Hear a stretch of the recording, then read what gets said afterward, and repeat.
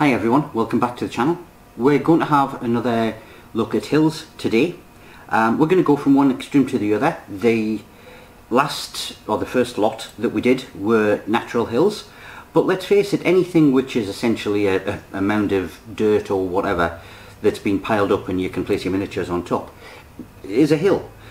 So we are going to, basically because it's something that I need, go to the other extreme and look at man-made hills, or in this case basically a rubbish pile. It's going to be for post-apocalyptic games, so essentially it's, you know, a pile of junk and stuff that has been bulldozed, put up into a mound, and that's what we're going to be making. There's probably quite a few games that it's useful for, anything that has an industrial site on it, or objective markers for, is it Gorka Morka? I think they use salvage areas as their objectives, so something like this, fine for it. Different material. I am going to be using this stuff, which is EPE foam. Now it's a packing foam, it's closed cell, it's rigid, it's quite a rigid foam, although it does have a bit of a squish to it. Most crafters for some reason don't like using it, but for something which is essentially going to be a man-made and quite artificial construct, I don't see any reason why not to. And quite frankly, as a material, it's not crumbly or like polystyrene. It's firm, so that you can certainly get miniatures on top of there with without it collapsing. Works easily with a craft knife. I don't see anything wrong with it. So yes, I'll be reclaiming some of this for the model, but just to show that the best of us can make mistakes, I started getting all of the stuff ready to make this video and found that the ground cover I'm going to be using, my blend of industrial rubble, remember I did say use separate jars, label the top, there's not a great deal of it left. So we'll take a quick sidetrack because I need to top this up. There's going to be a reasonable amount of ground to cover, so I'm going to certainly need more than that. So I may as well show you very quickly how I go about making that. Right, so arrayed around I have everything that we're going to use for a number 4 industrial rubble blend. Now, I don't know whether or not you will remember, but I did say that when it comes to topping up these pots, chances are you're going to be left with a lot of the larger material in there, so when you do a top up you're going to need more of the smaller grade material, because that's the stuff that generally tends to stick to the model far easier. So what have we got? First of all, straight builder sand. If you remember, sand by itself is what I call a number 1 blend. Builder sand, which has some larger material in, is number 2. So some of that, quite a bit of that actually, a bit more, straight in there. Third grade of material, this is HO gauge railway ballast, just so that we have an amount of larger grade of material. Get a covering of that on there. And then finally, the largest grade that I use, which is coral sand. And I'm just going to get a spoonful of that to top it up.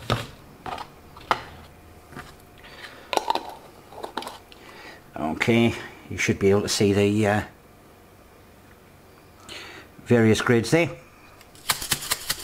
If you give it a quick mix, there you are.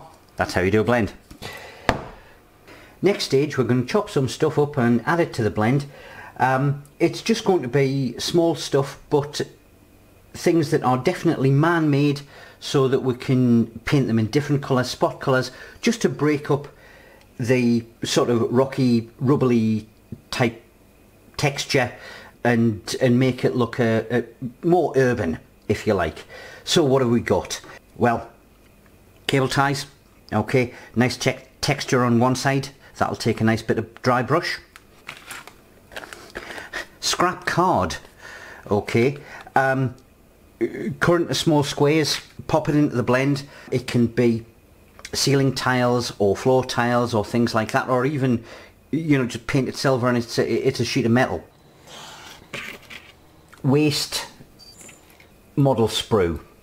Okay, depending on the manufacturer, some is a square sprue, some is round. This stuff I'm going to be cutting up into regular size things, and that, once it gets glued onto the board, is going to come out looking more like bricks. Always good. Round sprue, pipes or things like that. One thing that I'm going to do is I'm going to, and this is a little bit of a tip, I'm going to avoid using the outer edge. I'm going to use the inside stuff, but if you have a look at it, that outer edge, to me, that is just crying out to be a handrail of some kind. So I'll keep the outer stuff for use in a different model. The inner stuff gets chopped up or gets added to the pile. Now, what else do I have? I did say earlier that I had a 3D printer, and 3D prints don't always work out brilliantly. So rather than just throw out the excess plastic, it can all get chopped up and all added to the blend, and it's basically reused. So that will all get chopped up to small pieces. That, well, what does that look like? Strips of some kind. Don't know. We'll see if any sticks to the board, and we'll paint a different colour. Now, this was actually a model which was halfway through. This isn't from my printer, it's from a larger, more industrial one. But as you can see, it was a girder structure.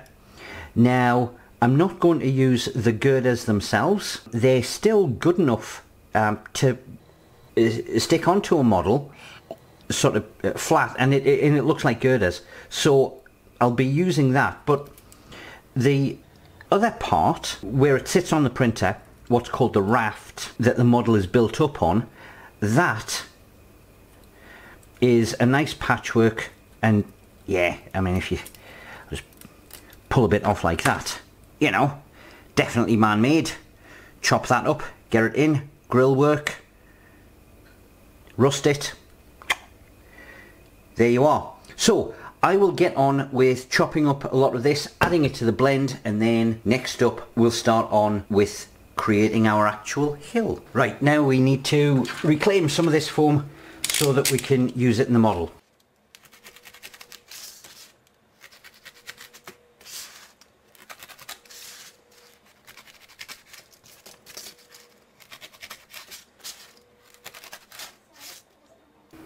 Okay, so now we've reclaimed the foam.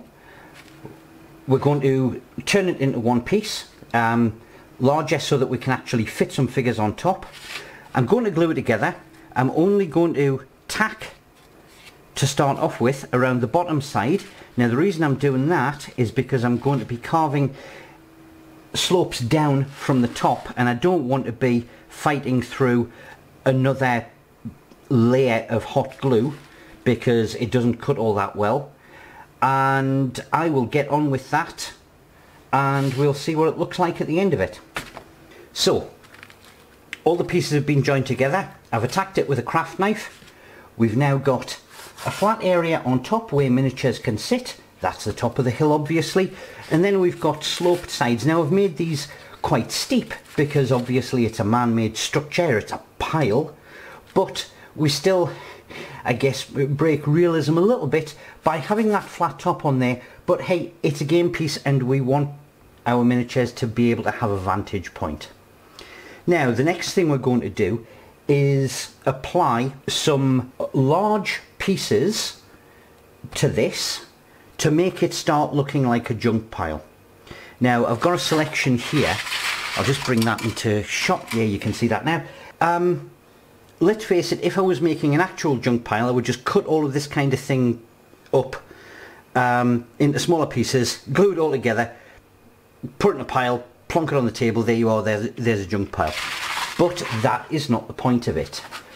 We talk about, or I talk about, the idea of terrain being minimal and it giving the suggestion of something. So we're using foam for the larger part of the model so that it's playable, but we're going to be using some of this essentially to decorate it and to make it look as if it's a junk pile. But realistically, there's going to be some of this larger stuff giving the hint of large pieces of junk, but the bulk of the model is going to be foam and it's going to be covered in the industrial rubble. Now, the golden rule. We've kept that area flat. That is sacred. We don't want anything to interfere with that because that's where our models are going to sit. So everything that we add to it in terms of large pieces or decoration are going to be done around the sides. Okay? Now it doesn't matter if they stick out around the sides. That's perfectly fine, because at the end of the day you can't stand a miniature on that area. It doesn't matter if something juts out and would impede it, because you can't stand anything on there as long as it doesn't go on the top. So what do we have? Well, first of all, corrugated card. You can get that from any dollar store. Cut into small pieces. It looks like corrugated iron, as long as it's got a silver paint job. We'll have a few pieces of that on there. I talked about this earlier. Yes, I am going to be cutting out some sections of girder. They're going to be added around the side. What else? Remember how I said that the outer part looked like handrails or something like that? Why not? Let's have some of that. Piping. I've got a few different sizes. It's hollow. I think that one was a lolly stick. That was piping that I got from Creative Junk. Small sections of that sticking out to the side. Why not? A few smaller pieces, greeblies. These I got from Creative Junk. Not 100% certain what they are, but hey, it looks interesting, so let's stick them in. The kids aren't going to know what that is, but those older people like myself are. But it still looks like a wheel, doesn't it? What else have I got? This was chain off an old bath toy, if memory serves. But at our scale, it's big industrial chain. Let's have a few links of that. So I will get started cutting some of this up and applying it onto this, and I'll see you in the next section. Right, so this is the state of play we're at. I've got, just knock that off. So I've got all of the interesting bits around the sloped edges. They've all been glued in place, or stuck in some cases. And I've also done the coat of builder sand just on the top there, and allowed that to dry overnight. Now, a couple of things on gluing when you're using EPA foam and other foams for that matter. Be careful when you're using a hot glue gun. If you try applying the hot glue to the surface of your foam, there is every probability, and it certainly started happening on the EPE, that the nozzle will actually start melting the foam and deforming it, and you don't necessarily want that. So apply the glue to your piece first and then stick it onto the foam. The second thing is, especially with this EPE being plasticized, when you're using PVA, and I just used PVA to stick the sand on, you really do need the detergent in with the mix. If you don't, then you're not going to get a smooth covering. It's going to, the surface tension is going to pull it back, and you're just going to get globules of PVA all over the place. So just a little bit of water. You do want it quite thick still, but you need that detergent in so that you get a good smooth coat. Last stage for the assembly, I'm now going to do the PVA around the edges, apply the industrial rubble mix, let it dry, and then because there is nothing on here that will melt, I'll give it a quick spray, and then we can get on to dry brushing and adding spot colour around the place. So we're at the stage where I've given it a base coat of black and I've dry brushed the whole lot grey.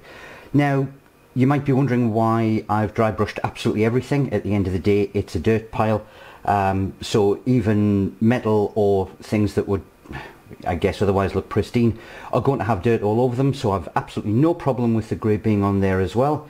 It also gives the opportunity to see where all of that extra sort of industrial texture has stuck to it. You can see some around there, just those little bits. It's better on the other side. Okay, there and up around that girder. Alright, so all of those add to it. They're going to be picked out in spot colour. Next stage, I will get on with dry brushing metal onto what I consider to be the large metal parts, and then because it's old and rubbish and rusty, then I will show you how to do a very quick and easy rust effect. So we've got the silver dry brushed on. Now for the rust. Basically, rust is made out of two colours, orange and brown, and I've already decanted some off into my handy pop bottle tops. Old rust is dark brown, new rust is more orangey coloured. So we're going to use both of them on the model. Depending on how old the rust is, depends on which order you put it on. If it's newer rust, put the brown on first and then the orange. If it's older rust, like would be on this rubbish pile, then it's going to be the orange first and then the brown.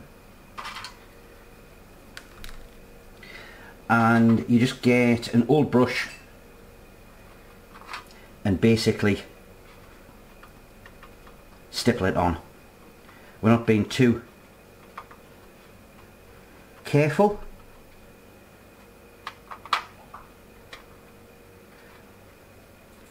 And it will dull down. Alright. I'll move on to the brown now.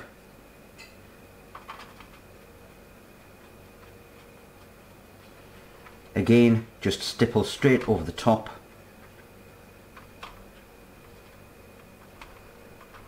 Some of the orange will still show through from underneath, which is all good. Gives it a little bit of a different colour. But otherwise, that is how you do basic rust. I'll get on and get the rest done. Alright, all the rust coat's on. As you can see, it's now starting to break up the greyness of that model quite nicely. So, last thing, I've got a selection of paints out, different colours. We're just going to go over some of those sort of industrial, sort of man-made shapes with a little bit of spot colour, just to break it up a little bit more. We're not going to be too careful. Again, probably an awful lot of it is more going to be stippling rather than actual painting. Oh, that hasn't come on too thick. Get a bit more of that.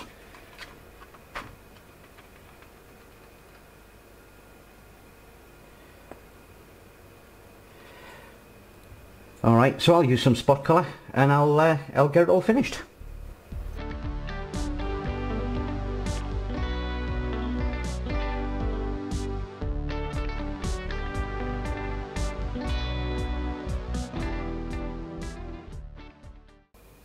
There you have it. A few pieces of EPA foam offcuts that nobody seems to want to use. A few other interesting offcuts of various things stuck into it. bit of grit and a paint job. There's another type of hill for you. You know what to do. If you like what you've seen, like and subscribe and ring bells and all that kind of social media stuff. And I will see you next time once I've thought of something else to do.